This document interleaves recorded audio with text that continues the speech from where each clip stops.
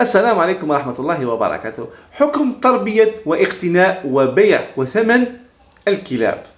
كاين بزاف ناس راهي تجيب الكلاب وتربيها في الدار، وهذه ظاهرة الآن يعني ولات منتشرة، كلاب للزنا إلى آخره. لازم تعلموا بأن الرسول صلى الله عليه وسلم نهى عن تربية واقتناء الكلاب، وقال الرسول صلى الله عليه وسلم: من اقتنى كلبا إلا كلب صيد وزرع أو ماشية فإنه ينقص من أجره كل يوم قراطان. ينقص من الأجر تاع كل يوم قراطان. يعني البيت الذي فيه كلب لا تدخله الملائكة. وأيضا يعني بعض الناس يجيبوا كلاب للحراسة. العلماء قال كلاب الحراسة داخل المدن والأماكن اللي فيها أمان لا تجوز تربيتها.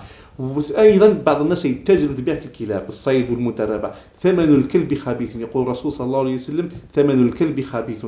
وكاين بعض العلماء اللي قال لك يجوز بيع كلب الصيد وثمنه. يعني الرواية اللي استدلوا بها هي رواية ضعيفة. وبارك الله فيكم.